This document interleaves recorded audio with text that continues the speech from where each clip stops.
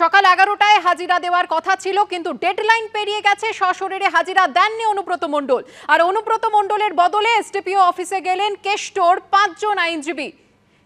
কি পরিস্থিতির সৃষ্টি হয় দেখাবো আপনাদের। 11টার সময় অনুব্রত মণ্ডল হাজিরা দেওয়ার জন্য নির্দেশ থাকলেও এসডিপি অফিসে তিনি কিন্তু এসে পৌঁছালেন না। কিছুক্ষণ আগেই দেখলাম কয়েকজন আইনজীবী তারা এসে পৌঁছালেন এবং যে বিষয় জানতে পারছি অনুব্রত মণ্ডল আসবেন কি আসবেন না সেই বিষয়ে আরও কিছুক্ষণ পরে স্পষ্ট হবে। তার আইনজীবীরা তারা এসে পৌঁছালেন এই মুহূর্তে এবং এসে এসডিপিও যে দপ্তর রয়েছে সেই দপ্তরে গোটা বিষয় কিছু বিষয় সম্পর্কিত বিষয় ওনারা কিন্তু এখানে জানাচ্ছেন। এই মুহূর্তে এসডিপি অফিসে আমরা দেখতে পাচ্ছি অ্যাডিশনাল এসপি পদমর্যাদার অফিসার থেকে শুরু করে যিনি তদন্তকারী অফিসার এসডিপিও তিনি কিছুক্ষণ আগে থেকেই ওনারা কিন্তু এসেছিলেন। সমস্ত প্রস্তুতি নেওয়া ছিল এবং অনুব্রত মণ্ডলের বিরুদ্ধে যে মামলা হয়েছে সেই মামলার পরিপ্রেক্ষিতে কিন্তু আজকে অনুব্রত মণ্ডলকে তলব করা হয় এবং সেই তলবের পর অনুব্রত মণ্ডল আসবেন কি আসবেন না সেইটা নিয়ে একটা প্রশ্ন উঠেছিল। যদিও ঘড়ির কাঁটা 11টায় তলব করা হয়েছিল এসডিপি অফিসে, অনুব্রত মণ্ডল কিন্তু এখনো পর্যন্ত 11টা বেজে গেছে আসেননি।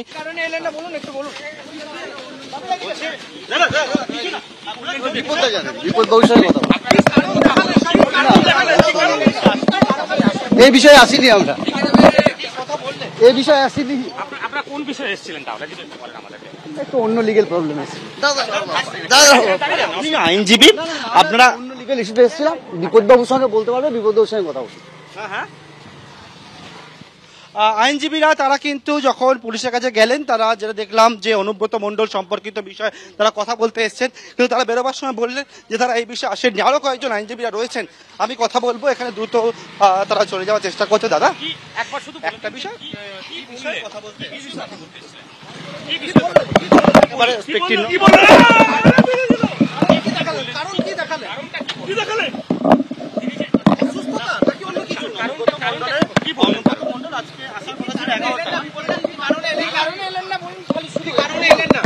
সৌজন্যমূলক সাক্ষাৎ ছিল।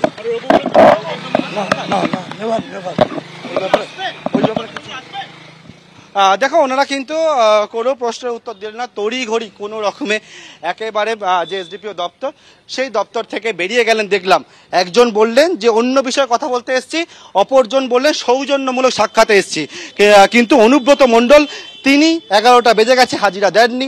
পুলিশ এখানে রয়েছে, এখন দেখার বিষয় পুলিশের তরফ থেকে পরবর্তী পদক্ষেপ কি নেওয়া হয়। চোখ রাখবো পরের খবরে। মুখ্যমন্ত্রী সিঁদুর মুছতে ভালোবাসেন। শুভেন্দু আগে অনেকের সিঁদুর মুছিয়েছে এমনই অভিযোগ করত সিপিএম। পাল্টা বিরোধী দলনেতাকে কটাক্ষ সাংসদ কল্যাণ বন্দ্যোপাধ্যায়ের। প্রধানমন্ত্রীর সঙ্গে লড়তে হবে না, আমি হারিয়েছি নন্দীগ্রামে, মন্তব্য শুভেন্দু অধিকারী। এবারের ভোটে কি হবে ভাবুন, পাল্টা নিশানা কল্যাণের। মানুষ তৃণমূলের পাশে নেই বলে কটাক্ষ সুকান্তর। তৃণমূল পরিযায়ী পাখি নয়, সুকান্তকে পাল্টা কল্যাণ বন্দ্যোপাধ্যায়। মহিলাদের অপমান করছেন, কারণ উনি তো সিঁদুর মুছতে ভালোবাসেন। হরগোবিন্দ দাস, চন্দন দাসের সিঁদুর তো উনি মুছেছেন, উনার মেহবুব আলম মুছিয়েছেন। স্বাভাবিকভাবে বলবেন মোদিজির সঙ্গে ওনাকে লড়তে হবে না, ওটা আমি লড়ে হারিয়ে দিয়েছি, আবার 26-এ হারাবো। শুভেন্দু তো অনেক সিঁদুর মুছেছে বলে সিপিএম অভিযোগ করত। শুভেন্দুর গুন্ডাগিরি নিয়ে তো সিপিএম অনেক সময় অনেক কথা বলেছে।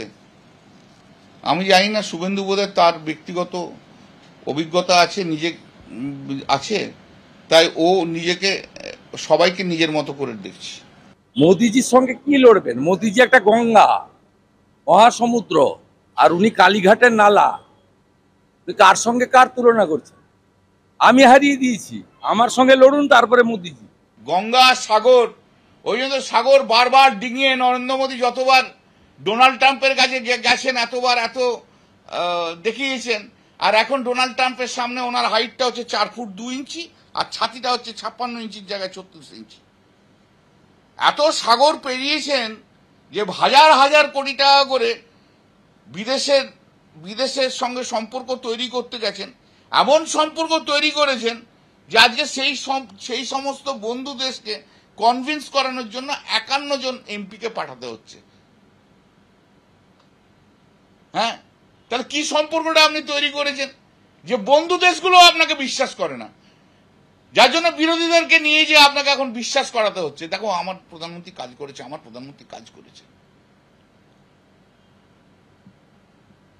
চীনে লোক পাঠিয়েছে, হ্যাঁ পাঠিয়েছে, ইরাক ইরান পাঠিয়েছে, টার্কি পাঠিয়েছে, নন ফ্রেন্ডলি দেশকে কাছে একটা প্রতিনিধি পাঠালো না, নিজেও গেল না। কোথায় পাঠাচ্ছে? ফ্রেন্ডলি দেশেদের কাছে। মুখ্যমন্ত্রী কি ধরনের শব্দ ব্যবহার করতে হয় জানেন না, বাংলা পড়েননি হয়তো ভালো করে, একটু ভালো করে পড়ানো দরকার।